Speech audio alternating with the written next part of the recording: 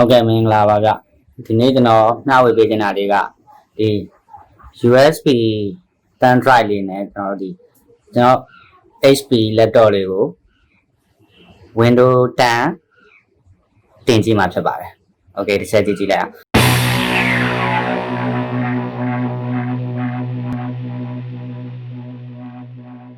ဒါပထမဆုံး USB ပေါက်မှာဒီ stick လေးကိုကျွန်တော်တက်လိုက်မယ်ဒီမှာကျွန်တော်အထက်ထဲမှာ Windows file ပါလားမပါလားတစ်ချက် check in လုပ်ကြည့်မယ်ကျွန်တော်ဒီမှာ USB drive ဆိုပြီးရှိရဲ double click နဲ့ဖွင့်ကြည့်ဒီမှာကျွန်တော် Windows 10တဲ့ file လေးတွေထည့်ပြီးသားလေးရှိတယ်အဲ့ဒါပိတ်ပြီးတော့ကျွန်တော် set ကို restart ချလိုက်မယ်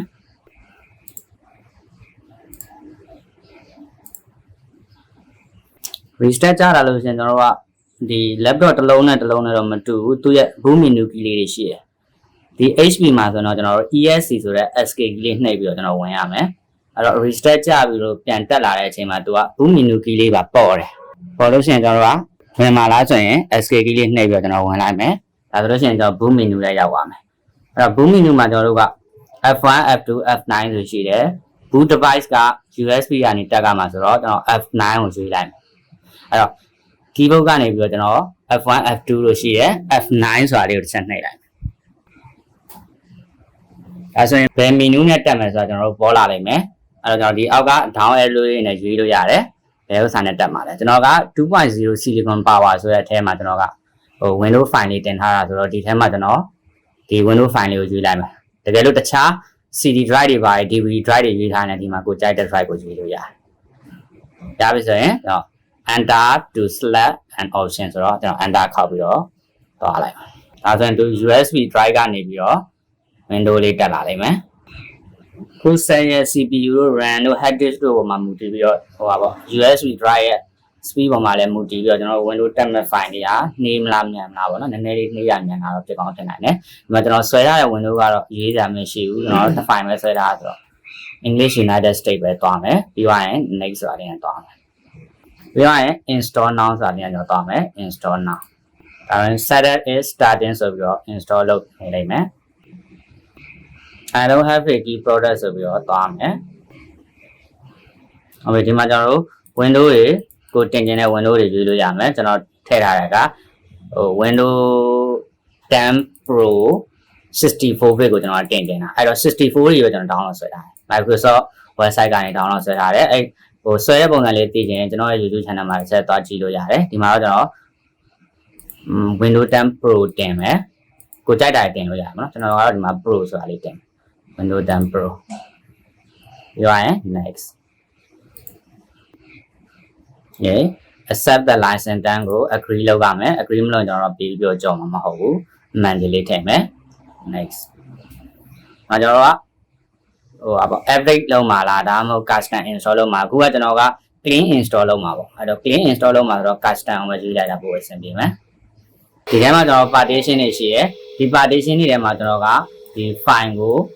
Windows တင်ရမှာဖြစ်တာပေါ့နော်အဲ့တော့ကျွန်တော်အရင်တင်ထားတဲ့ partition ဒီထဲမှာရှိတယ်အဲ့တော့ဒီထဲမှာတစ်ချက်ကြည့်လိုက်ဒီ map တွေထဲကလုံးဝမဖြစ်နိုင်ဘူးလေတင်လို့ရှိရင်တော့မှကျွန်တော်တို့က 1K 2K အနည်းဆုံးကုန်မှာဆိုတော့ဒီမှာတစ်ချက်လိုက်ကြည့်လိုက်လို့ရှိရင်ဒီမှာ browser တို့ system recovery တို့ထည့်ထားတဲ့ဟာရှိမယ်အဲ့ဒါတော့မဟုတ်တာကျွန်တော်ဘယ်ထဲမှာတင်မလဲ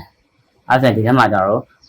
198ပိုင်းထားတာရှိတယ်ဒီမှာ931ပိုင်းထားရှိတယ်ဒီ map တွေကတော့ကျွန်တော်မဖြစ်နိုင်ဘူးအဲ့တော့ကျွန်တော်ဒီပိုင်းထားတဲ့ပုံမှာကျွန်တော်တို့ကပြောင်းတင်လို့ရတယ်ဒီ drive တွေကတော့ကျွန်တော်တို့တင်လို့မရဘူး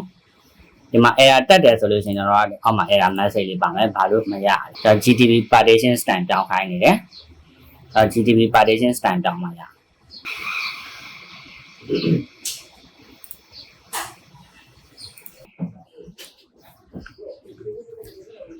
ဘုံမီနူတစ်ခုနဲ့တော့မတူဘူးကျွန်တော်တို့ဒီမှာကတော့ F10 ဆိုတော့ F10 နဲ့ပြန်နှိပ်ပြီးတော့ဘုံမီနူတွေဝင်လာတယ်ဒီမှာကျွန်တော်တို့ကဒီ system configuration ဆိုတဲ့အဲမှာကျွန်တော်တို့ကပြောင်းပေးရတယ် boot option ဆိုတာလေးကိုပြောင်းပေးရတယ်အဲမှာကျွန်တော် USB thumb drive ထဲမှာလည်းကျွန်တော်တို့က GPT partition style ကို support လုပ်တဲ့ဥစ္စာလေးထည့်ထားပြီးပါပြီbootable Windows bootable လေးထည့်ထားပြီးပါတယ်အဲ့တော့ boot option ဆိုတာကိုရွေးလိုက်မယ်တစ်ခုနဲ့တစ်ခုနဲ့နည်းနည်းလေးတော့ကွာလိမ့်မယ်ဒါ HP မှာဆိုတော့ဒီလိုပုံစံလေးပေါ်တယ် boot option မှာနှိပ်လိုက်တယ်သူကဘာလုပ်ပြရမလဲဆိုရင်ကျွန်တော်တို့ကဒီမှာ latency support ဆိုတာရှိတယ်အဲ့တော့ latency support လုပ်တဲ့ဟာကိုကျွန်တော်က disable enable လုပ်လို့ရတယ်ဒီဥစ္စာဒီမှာကျွန်တော်ကyes ကိုရွှေ့လိုက် enable ဖြစ်သွားလိမ့်မယ်အဲ့အကုန်လုံးဒါဆိုရင် latency ဘူးတော့ enable ဖြစ်လာလိမ့်မယ်အဲ့ဒါကိုမလိုချင်ဘူးဆိုရင်ကျွန်တော်တို့က disable ပြန်လုပ်လို့ရတယ် disable ဆိုတာလေဒီဘက်က window ကညားလေးနဲ့နှိပ်ပြီးလုပ်လို့ရတယ် yes no main yes ဘယ်လိုပုံစံမျိုးနဲ့သွားလို့ရကျွန်တော်အဲ့ boot order တွေကိုကျွန်တော်ဖြတ်ချင်တယ်ဆိုလို့ရှိရင် clear or secure boot ဆိုတာရှိတယ်ဒီကောင်ပြန်ဖြတ်လိုက်ဘာလို့ဆိုတော့ကျွန်တော်တို့ကဒီ secure boot ဆိုတာလေးကိုကျွန်တော်တို့က disable လုပ်ကြမှာမှန်တယ်ကြ enable ဖြစ်နေလို့ရှိရင် disable လုပ်ကြမှာဒီကောင်နော်အဲ့ဒီမှာတော့ကျွန်တော်ဟောပေါ့ clear လုပ်လိုက်မယ်ငါလောက်စာလေးကိုပြန်နှိပ်လိုက်တယ် okay အဲ့ဒါဒီမှာတစ်ချက်ကြည့်ကြည့်လိုက်မယ်ဆိုရင်ကျွန်တော် secure ပေါ်မှာ legend ရှိရဲအောက်မှာ secure ဖို့ရှိ secure ဖို့ကိုကျွန်တော်တို့က enable လုပ်ထားလို့ရတယ်အဲ့တော့ enable ကျွန်တော်ခုက GPT နဲ့တင်မယ်ဆိုရင် secure ဖို့ကို enable လုပ်ထားလို့မရဘူးအမှန်တကယ် disable လုပ်ထားလိုက်โอเคကျွန်တော် disable လုပ်ထားတယ်အပေါ်မှာ legacy ဥစ္စာကိုလည်းကျွန်တော်က disable လုပ်ထားလိုက်မယ်နှစ်ခုစလုံးကျွန်တော် disable လုပ်ထားလိုက်တယ် secure ဖို့ကိုရော legacy ကိုရောပြောရရင်ကျွန်တော်ကအားဆိုလို့ရှိရင်အောက်မှာကျွန်တော် UEFI နဲ့ပဲကျွန်တော် boot တက်လို့ရလိမ့်မယ်အဲကျွန်တော်တို့ UEFI ကျွန်တော် boot တက်မယ် USB ဒါ head ဟိုပါ stick လေးကိုကျွန်တော်အပေါ်ဆုံးမှာတင်ပေးထားတယ်အဲ့လိုတင်နေလို့ရှိရင်ကျွန်တော်တို့ F5 တို့ F4 F5 တို့ F6 တို့နှိပ်လို့ရတယ် F6 ဆိုရင်အပေါ်ပြန်ရောက်သွားမယ် F5 ဆိုရင်ကို boot order စီထားလို့ရတယ်ပေါ့နော်အဲ့မှာအဲ့ဒါလေးစီပြီးသွားတာနဲ့ကျွန်တော်ကသူ့ရဲ့ဒီဥစ္စာကိုဒီတိုင်းကျွန်တော်တို့ disable လုပ်ထားတယ်အမှန်တကယ်တော့ secure boot ကို disable လုပ်လိုက်ရင်ရတယ်ပြီးတော့ကျွန်တော် F10 ကလေးနှိပ်ပြီးတော့ပြန်ထွက်လိုက်မှာဒါ save ဒီလို disable လုပ်ထားတာ save မှာလားဆိုရင်ကျွန်တော် save မယ်ဆိုပြီးတော့ yes နှိပ်ပေးလိုက်မယ်အဲဒါကျွန်တော်တို့ window တက်လာလိမ့်မယ်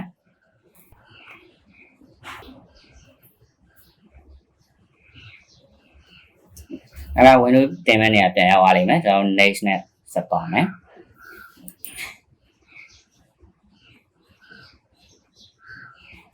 install now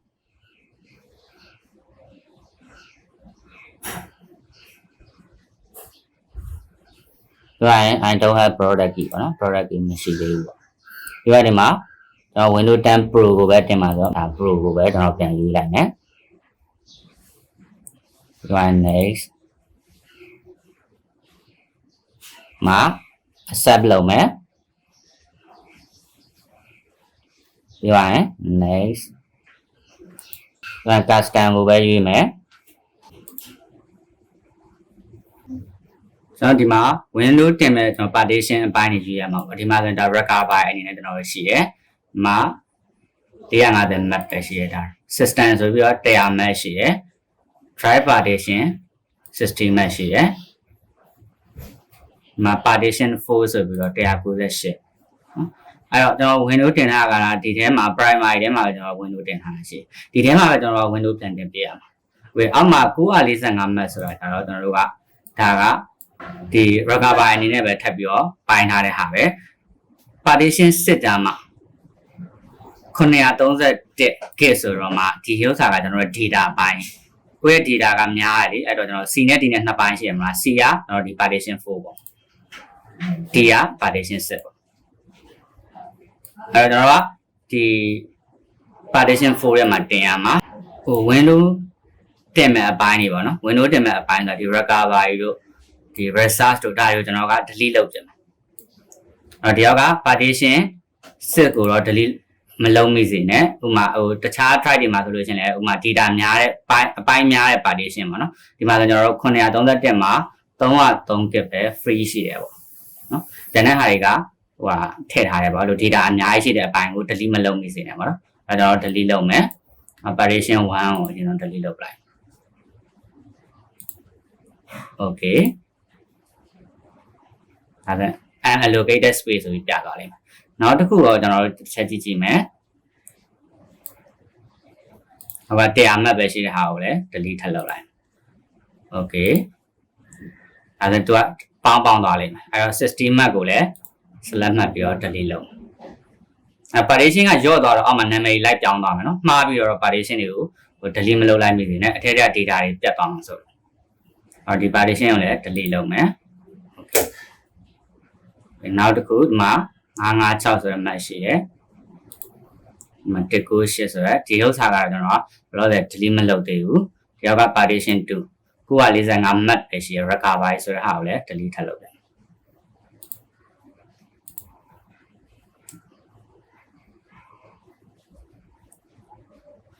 အဲ့တော့ဒီမှာ unallocated space ရှိရဒီမှာ drive partition ဒီကောင်လည်းကျွန်တော်က window တင်ထားတဲ့အပိုင်းပါဒီကောင်ကတော့ကျွန်တော် data အပိုင်း window တင်ထားတဲ့အပိုင်းကိုလည်းကျွန်တော် delete လုပ်ချပလိုက်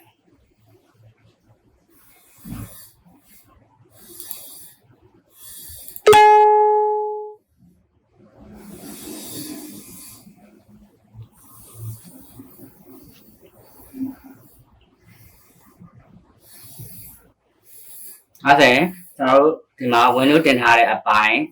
unallocated space ဆိုပြီးတော့ပြရတယ်ပြီးပါရင် drive partition 1ဆိုပြီးတော့ကျွန်တော်931 gig နှစ်ပိုင်းပဲရှိတော့အဲ့တော့ဒီတစ်ပိုင်းနဲ့ဖြစ်သွားတဲ့ပိုင်းကကျွန်တော် window တင်မယ်ကျွန်တော်တို့က error မပေါ်တော့ဒီမှာကိုကြိုက်တဲ့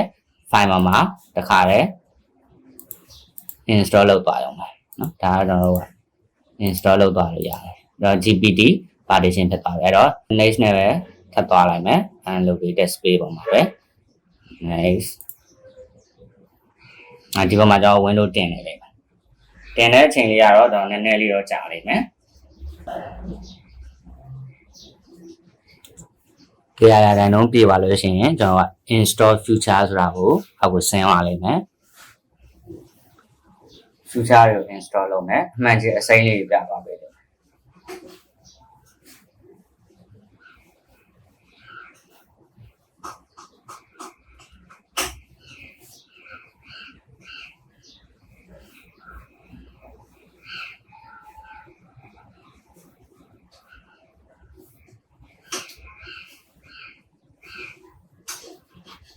ကျွန်တော်ဒီအချိန်မှာ restart သူကြာသွားလိမ့်မယ်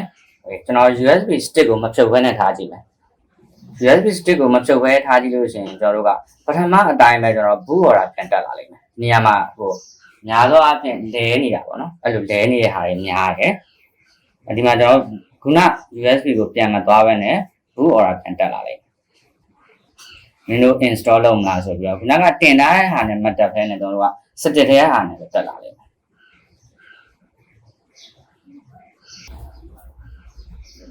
မယ်install လုပ်လာတယ်အစအနေနဲ့ install လုပ်အောင်မဲ့ပုံပေါ်လာဒါဘာဖြစ်လို့လဲဆိုတော့ကျွန်တော်ကခုနက boot order ကိုပြန်ရွေးလိုက်လို့ရှိရင်လည်းရတယ်လို့မဟုတ်ဘူးအမြန်တော့အဲ့ဆိုကျွန်တော်တို့ဘယ်လိုလုပ်မလဲဆိုဒီကောင်ကျွန်တော် cancel လုပ်လိုက်မယ်နောက် boot ပြန်တက်ချင်တယ်ဟုတ် USB stick လေးကိုကျွန်တော်ဖြုတ်ထားလိုက်မယ်ဒီထဲကကျွန်တော်မတက်ချင်တော့သူကခုန install လုပ်ထားတဲ့ဟာနဲ့တက်လာလိမ့်မယ်ကျွန်တော် USB stick ကိုဖြုတ်လိုက်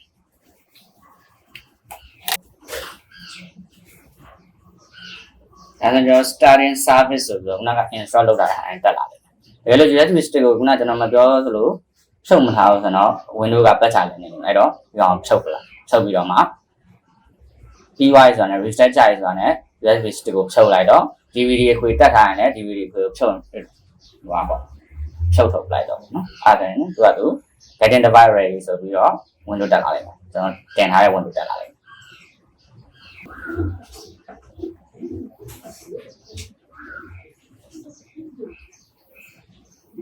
loading နေတက်ပြီးသွားရင်တဖြည်းဖြည်းနဲ့ window တက်လာတယ်။ကျွန်တော်စပြီးတော့ရွေးတော့မယ်နော်ဒီမှာ language မှာ US ရွေးမယ် US နော် next နဲ့သွားမယ် keyboard ကလည်း US ပဲပေါ့နော် skill လောက်လိုက်မယ်ဒီမှာမလုပ်လိုက်ကျွန်တော်မလုပ်တော့ဘူး I don't have internet ပဲရွေးလိုက်မယ် limited step ပဲကျွန်တော်ရွေးလိုက်မယ်ဘာလို့ဒီမှာ internet မရှိရတာလဲ internet ရှိလို့ရှင်လည်းဒါရွေးလိုက်လို့ရှင်ကြာနေမှာဆိုတော့နော်မ name ပေးမယ်ကိုကြိုက်တဲ့ name ပေးလို့ရတယ်ဟို next password မပေးတော့ဘူးမားတော့ accept လုပ်မှာရမှာနော် accept မလုပ်ရင်မရဘူးသူဆိုင်သုံးတာဆိုတော့ accept လုပ်ပေးလိုက်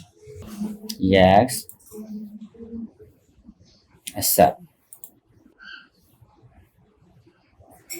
ဒါကြောင့် high ဆိုပြီးတော့စသုံးလို့ရမယ်ဟောပေါ့ Windows စပြီးတက်လာလိမ့်မယ်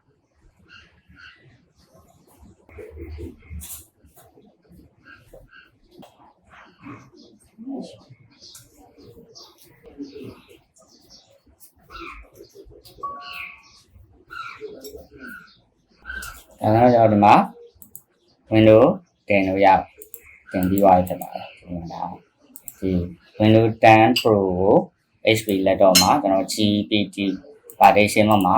MD ရမပြောင်းမနဲ့တင်ပြတဲ့ပုံလေးပါဒီဘက်မှာကျွန်တော်တို့တခြား software တွေတော့ install လုပ်ရမယ် USB port တွေတချို့ driver တွေမတင် driver တွေထပ် install လုပ်ရမယ်ဒါကျွန်တော်ဆက်ပြီးတော့ video လေးတင်ပြပါမယ်ဆိုတဲ့အတွက် thank you ပါကြည့်ရှုပေးတဲ့အတွက်ကျေးဇူးပါ comment မှာလည်းမှတ်ချက်ရေးခဲ့နိုင်ပါတယ် like and subscribe လည်းလုပ်ပေးခဲ့ပါဦး thank you ပါ